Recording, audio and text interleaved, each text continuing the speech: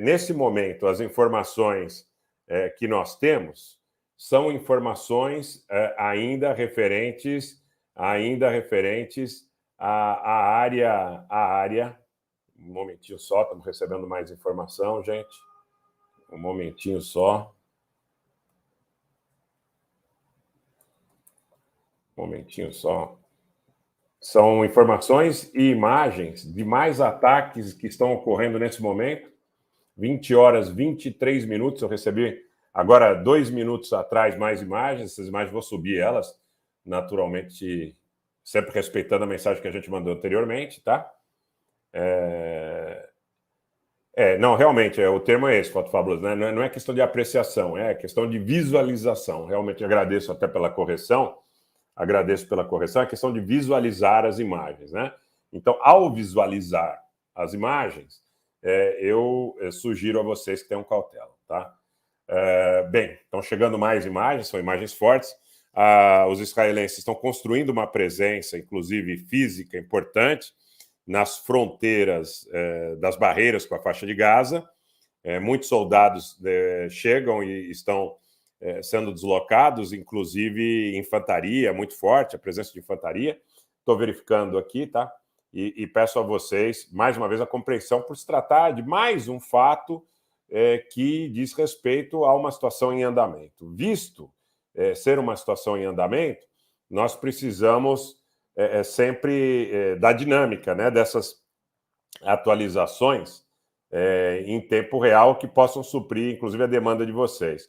Agora chega uma notícia também que o gabinete israelense, o primeiro-ministro e o ministro da Defesa, apreciando a situação de segurança, teriam autorizado a continuação dos ataques.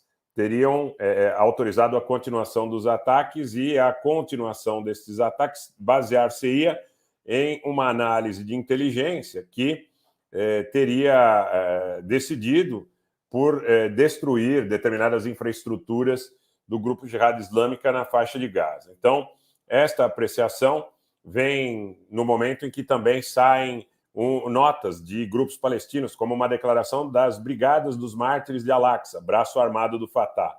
Abre aspas, responderemos vigorosamente ao assassinato e não deixaremos Sarai al-Quds sozinha em campo. Sarai al-Quds seria um dos grupos atingidos por esses ataques. Eles também anunciam um estado de mobilização geral nas fileiras de todas as suas unidades militares e dão luz verde para começar a responder a Israel. E dizem o seguinte, o preço será pago com o sangue dos que nos atacaram. Aqui, usando algumas palavras que são pesadas aí para o público que está nos acompanhando. Bem, é uma situação que deve ficar bastante complicada nas próximas horas, visto que estão convocando 25 mil reservistas em Israel, gente. 25 mil reservistas, os ataques prosseguem, então o ministro da Defesa e o gabinete do primeiro-ministro teriam autorizado agora a continuação destes ataques. E, neste momento, a construção de barreiras físicas com grandes grupos aí de infantaria, de soldados, de tanques sendo transportados aí às portas da divisão dos muros que separam o sul de Israel da faixa de Gaza. É uma situação bastante complexa que pode descambar. Olha, muita gente pergunta aí sobre a possibilidade deste tipo de conflito, desse tipo de confronto envolver outros atores. Eu diria que numa situação normal seria pouco provável, mas como a gente está vivendo uma certa situação de anomalia nos conceitos das relações geopolíticas, geoeconômicas, grandes problemas que estão a acontecer neste quadro do mundo nesse momento, então eu não descartaria a possibilidade de que isso se tornasse um conflito de maior monta.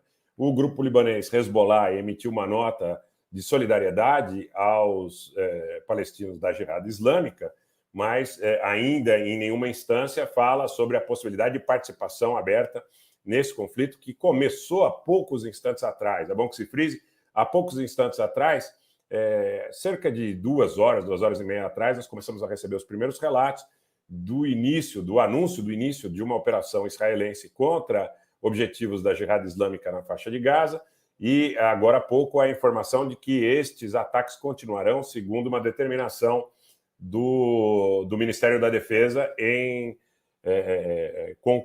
acordo, em concordância com o gabinete do primeiro-ministro. Então, Israel, nesse momento, está desenvolvendo essas ações, esses ataques, que contam não só com as ações de aviões, como também de drones e também de artilharia. Então, os ataques são por terra, nesse momento, por terra e ar, não há informação de ataque por mar, pelo menos até aqui.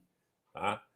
Pelo menos até aqui. Nós estamos recebendo essas informações que chegam agora. A expectativa de que seja uma noite muito complicada, uma vez que são esperados ataques retaliatórios e diversos comunicados dos grupos palestinos chegam neste momento. Os escritórios, eles chamam de escritórios conjuntos dos grupos palestinos em Gaza, dizem que também determinam mobilização geral e que certamente as próximas horas mostrarão que, segundo eles, têm capacidade de atingir aí áreas bastante importantes no centro de Israel, inclusive citam em inúmeros comunicados a cidade de Tel Aviv, tá, gente?